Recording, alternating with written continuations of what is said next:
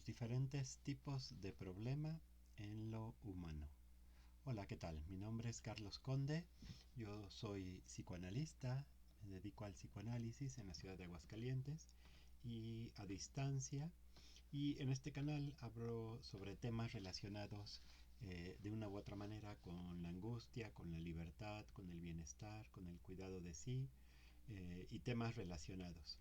Todo esto desde la perspectiva un poco del psicoanálisis, ¿no? Al menos como yo lo entiendo, de la filosofía, de otras disciplinas como la historia, la literatura.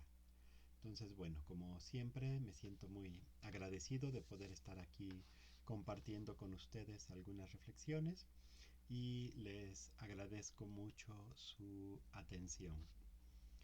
El tema de hoy, del que quería platicarles hoy, es justamente los diferentes tipos de problemas a los que nos enfrentamos como seres humanos y que bueno, esto va a ser como una reflexión muy en general, ¿no? Simplemente hablar de dos tipos o dos grandes tipos de problemas que nos son importantes como humanos. Por un lado están los problemas técnicos que les podemos llamar y los otros que digamos ahorita voy a llamarles existenciales por decirles de alguna forma, ¿no? Eh, Como para distinguirlos un poco. Los problemas técnicos, digamos que esos son un poco más fáciles de abarcar, de entender, ¿no? Son los que se refieren a situaciones de la vida cotidiana que requieren un pensamiento lógico de cierta forma, que requieren soluciones, que pueden ser como estandarizadas, que pueden ser replicables fácilmente para muchas situaciones distintas, ¿no? No sé, por ejemplo, si necesitamos resolver un problema de cómo desplazar un vehículo de un lugar a otro, eso se ha resuelto de muchas maneras técnicas, ¿no? A lo largo de la historia. Empleando, bueno, caminando, empleando o corriendo, empleando caballos, empleando motores de diferentes tipos, ¿no? Eh, Motores, por ejemplo, de carbón, no sé, de vapor de agua, eh, incluso como hoy en día, ¿no? Motores con combustibles fósiles como gasolina o diésel.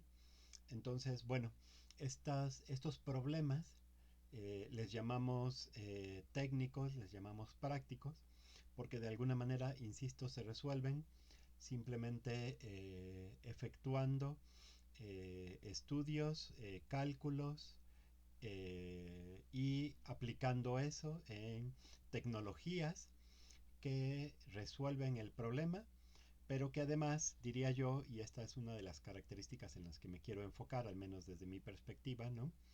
Que no implican una transformación, digamos, radical de la persona que las produce o que las aprende o que las aplica, ¿no? La persona puede seguir manteniendo más o menos la misma cosmovisión del mundo, independientemente de que conozca y de que pueda aplicar estos métodos y estas técnicas, y en ocasiones incluso a pesar de que cree, ¿no? De que sea quien crea estas técnicas. Por otro lado, están, creo yo, los problemas existenciales, que estos tienen más que ver con lo que habitualmente llamamos lo humano, ¿no? Tienen que ver, como por ejemplo, con la angustia, con el miedo, ¿no? A la muerte, por ejemplo, a la pérdida de un ser querido, con el duelo, la tristeza, ¿no? La depresión o la desolación que se siente a veces ante la pérdida de un ser querido o de un objeto querido, de una situación, ¿no? Eh, a veces se ha planteado, por ejemplo, estos problemas por medio de grandes preguntas, ¿no? Que hasta las conocemos normalmente como preguntas filosóficas, como cuál es el sentido de la vida, de dónde venimos, a dónde vamos, para qué estamos aquí, ¿no? Que todas estas preguntas creo yo, son interesantes porque, a diferencia de los problemas técnicos o de las preguntas técnicas, en este caso no se resuelven solo con una serie de pensamientos lógicos y con la aplicación de métodos y técnicas que supuestamente llevarían a su resolución, ¿no? Digo, y esto no es por falta de intentos, ¿eh? Vaya que se ha intentado a lo largo de la historia de la humanidad resolver de esta manera técnica muchos de los problemas existenciales a los que ahorita me refiero, pero creo que en general podemos decir sin mucho atrevimiento, ¿no? Sin mucha osadía, que en general no han logrado hacerlo, ya que no se han generalizado como las soluciones a los problemas técnicos, por ejemplo, ¿no? Hoy en día todos ocupamos muchísima tecnología que ha resultado de la generalización de ciertos conocimientos básicos, como las computadoras, por ejemplo. Eh, pero hoy en día no todo mundo enfrenta la angustia de la misma manera, ¿no? Incluso aunque se han propuesto, por ejemplo, desde la psicología, ciertos modelos para comprender la angustia, modelos que parecieran querer cumplir con los lineamientos de lo técnico, ¿no? Lo cierto es que cada experiencia humana de angustia o cada experiencia humana de duelo, por ejemplo, es tan radicalmente distinta que se desafía siempre los modelos en los que se intentan atrapar estas experiencias. Entonces, bueno, esta sería una de las características que diferenciarían los problemas existenciales de los problemas técnicos, pero hay otra, me parece, que es la de que cuando uno enfrenta un problema existencial, creo yo, es muchísimo más difícil, ¿no? O casi imposible que uno lo resuelva a menos que se transforme a sí mismo como persona, como sujeto, ¿no? Es decir, si yo atravieso, por ejemplo, una angustia fuerte y la voy resolviendo de una cierta manera, cuando termine ese proceso, ciertamente ya no seré la misma persona, ya no veré el mundo de la misma manera que lo era cuando inicié. Esto, por ejemplo, se ve de una manera a veces chistosa, pero también a veces muy angustiante, ¿no? Entre quienes nos dedicamos o estudiamos carreras que tienen más que ver con lo humano, ¿no?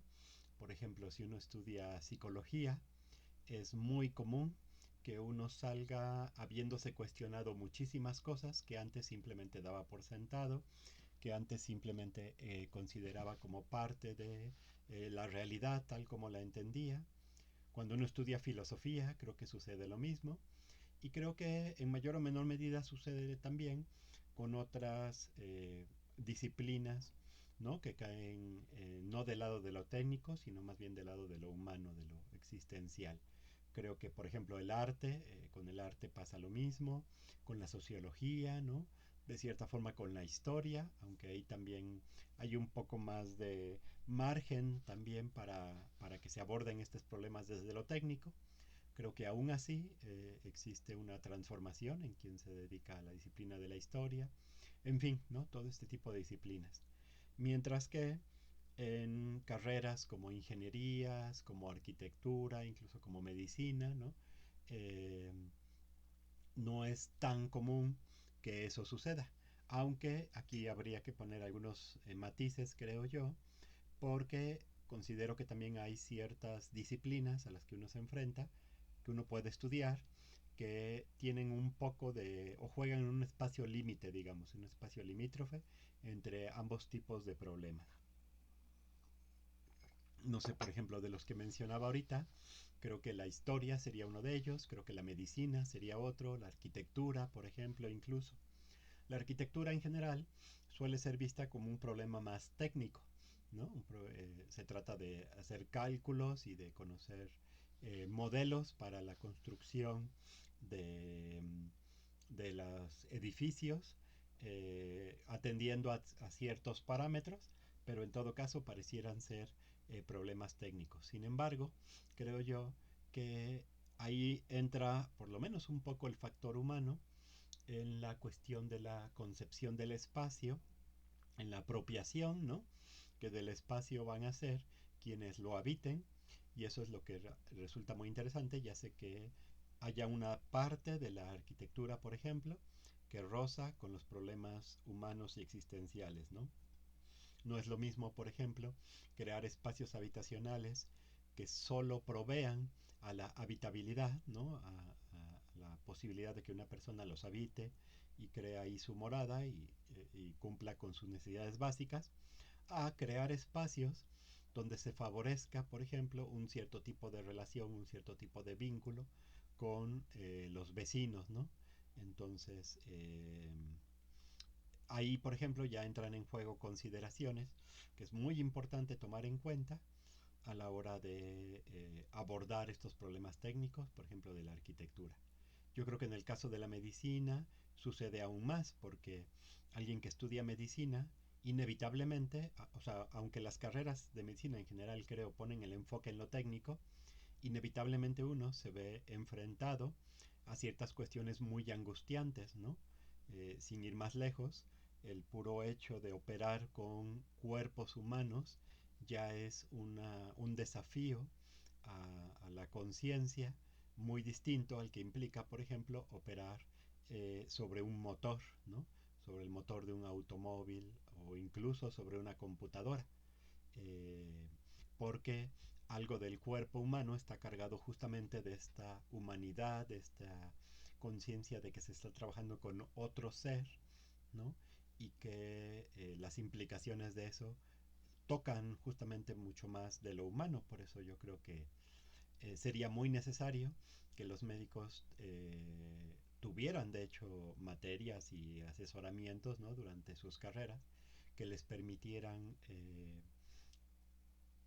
hablar y afrontar los temas que se suscitan justamente en la perspectiva de este toque de lo humano, de lo existencial, ¿no? Que inevitablemente viven en sus carreras y por supuesto aún más en sus prácticas, ¿no? Imagínense el enfrentar de manera cotidiana el peligro de la muerte, ¿no? De los pacientes, el peligro de cometer un error que implique a lo mejor una afectación, un daño o incluso la muerte de un paciente, ¿no?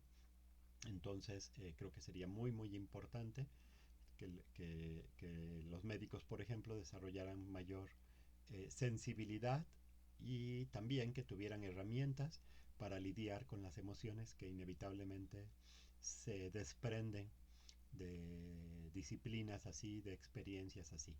Pero bueno, esta fue una pequeña divagación en torno a esto, pero sirve como para entender un poco estos límites, ¿no? Entre lo técnico y lo humano, y que digo, en sentido estricto, siempre hay mezcla, ¿no? O sea, ningún problema, creo yo, es puramente existencial, puramente humano, y ningún problema es puramente técnico, ¿no? Incluso un ingeniero, incluso alguien que se dedica únicamente a cuestiones muy técnicas, de alguna manera sabe que su trabajo está dirigido a humanos, sabe que va a impactar humanos y en ese sentido está tocado, en cierta medida al menos, por las cuestiones humanas. Y claro, incluso alguien como un filósofo, como un psicoanalista, un psicoterapeuta, ¿no? Que pareciera que se dedica específicamente a problemas de lo humano, también sabe que tiene que recurrir a ciertos métodos, a ciertas técnicas, a ciertas lógicas, a ciertas guías, ¿no? Que le ayuden a generar una cierta, al menos, reproducibilidad o reproductibilidad de sus resultados. Este término, de hecho, lo retomo de un filósofo, uno de los filósofos más importantes, creo yo, de los tiempos recientes, Gadamer, Hans Georg Gadamer, que en un libro muy muy interesante que se llama algo así como El estado oculto de la salud, creo, él reflexiona sobre temas justamente sobre la salud, sobre el cuidado de la salud, sobre la muerte, ¿no? Desde ideas suyas filosóficas, pero también desde experiencias suyas humanas, ¿no? En el enfrentamiento de la enfermedad, de la vejez, en fin. Y una de las cosas que él comenta es que incluso en estas disciplinas muy humanas, se espera un cierto grado de reproducibilidad de los resultados, ¿no? O sea, si uno va con un terapeuta, con un psicoanalista, esperaría uno que al menos sea alguien que a la mayoría de sus pacientes les pueda ayudar, les pueda proporcionar un espacio que les ayude a lograr los fines que se proponen al lograr al asistir a ese tipo de trabajo, ¿no? Entonces, insisto, ninguna disciplina, creo yo, está totalmente exenta de los otros ámbitos, ¿no? En lo técnico siempre hay algo humano, siempre hay algo existencial, y en los problemas humanos y existenciales siempre hay cuestiones técnicas que hay que abordar. De hecho, yo creo que esta confluencia, este choque entre lo técnico y lo existencial, o dicho de otra manera, entre lo reproducible y lo radicalmente distinto en cada caso, ¿no? Lo reproducible en muchos casos y lo radicalmente distinto en cada caso, este choque, este espacio, es algo que se presta muchísimo a investigaciones, a consideraciones, ¿no? A deliberaciones muy, muy interesantes, que a lo mejor ya en otros videos trataré de hablarles de esto. Creo que es un campo fascinante. Pero bueno, ahorita por aquí voy cortando como con estas deliberaciones. Creo que me gustaría como decir algo más. Eh, Retomando una frase de Freud, Sigmund Freud, el creador del psicoanálisis, que es muy interesante y que nos ayuda también a ubicar algo de esto. Él decía que, eh, que cuando se trata de disciplinas técnicas, digamos, la mayoría de la gente tiende a darle más valor a la palabra del especialista, ¿no? Si se trata de que nos arreglen la computadora, pues confiamos mucho, por ejemplo, en la palabra del técnico que repara las computadoras, ¿no? Si se trata de una cuestión médica, confiamos mucho en en las palabras del médico, del especialista, ¿no?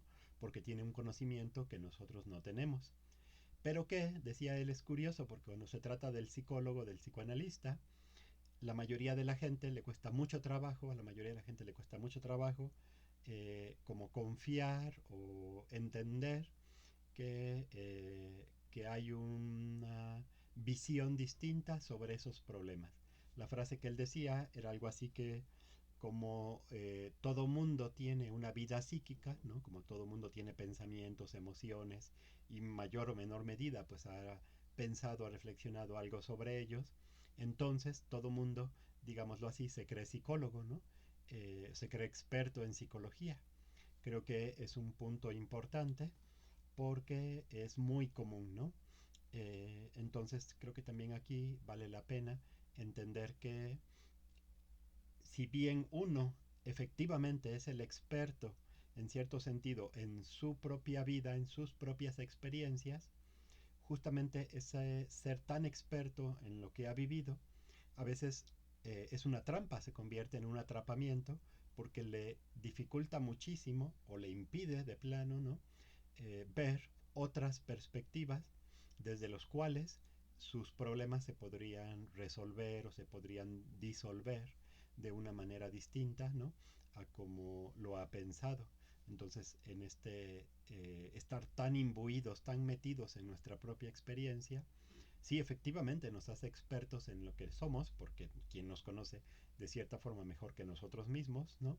Pero al mismo tiempo nos atrapa y nos ciega a otras partes de nosotros mismos que en muchas ocasiones solo se pueden ver desde fuera y que a veces solo se pueden ver desde fuera con la ayuda, ¿no? De una mirada más entrenada que por lo menos ha hecho este proceso en sí mismo para cuestionarse, para ver mucho del oculto de sí, en fin, y puede entonces ayudar a otros.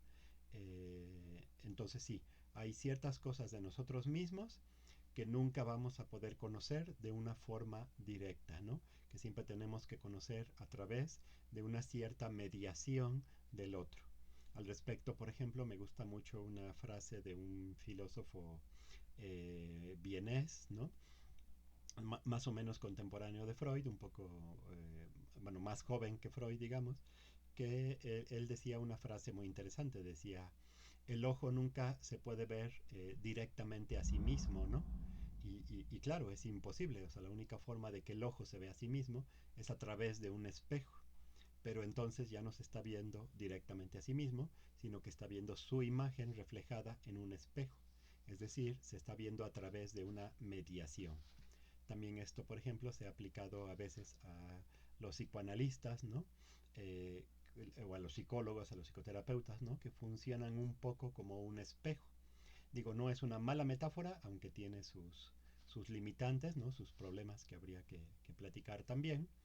Pero ahorita simplemente me enfoco en la idea de que para resolver algunos de los problemas de lo existencial, de lo humano, no basta con el aspecto técnico y con la mirada que uno tiene de sí mismo. No, es necesaria la intervención de un otro. Creo que en ese sentido puede ser diferente con la cuestión técnica, ¿no? Si uno sabe la técnica, uno la puede aplicar independientemente de que exista la contemplación o no de un otro. En fin, bueno, por último, ahora sí, ya para cerrar, creo que lo ideal de todo esto sería que todos pudiéramos ir cultivando en nosotros visiones, ¿no? Formas de pensar, formas de ver el mundo, que incluyan ambos tipos de problemas y las diferencias entre ellos, ¿no? Y también que incluyan herramientas para abordar ambos tipos de problemas, ¿no? Que todos deberíamos desarrollar lo más posible un pensamiento metódico, técnico, ¿no? Lógico, porque es muy necesario, es muy importante, pero también todos deberíamos cultivar un tipo de pensamiento que se abra a lo humano, a lo existencial, a lo distinto, a lo no generalizable, porque también eso es súper importante en nuestra forma de enfrentarnos a la vida. Muy bien, con eso termino por hoy. Me gustaría, como siempre, leer sus comentarios acerca de este tema, ¿no? ¿Qué les parece? Si están de acuerdo con mis comentarios acerca de la diferencia entre problemas técnicos y problemas existenciales. Si les gustaría dar algún ejemplo en que se mezclen o se vean las diferencias entre ambos tipos de problemas. Muy bien, con eso termino. Como siempre dejo en la descripción de este video mi correo electrónico y mis otras redes sociales donde intentaré estar compartiendo más contenido. Y como siempre, bueno, les dejo la invitación para que si les gustan estos videos y si consideran que les ayudan o que les pueden ayudar a alguien más, para que los compartan, para que dejen sus comentarios, para que le den like, ¿no? Para que se suscriban al canal y activen la campanita, así podrán saber cuando se suben videos nuevos. Y bueno, con eso termino y nos vemos en el siguiente video. Muchas gracias.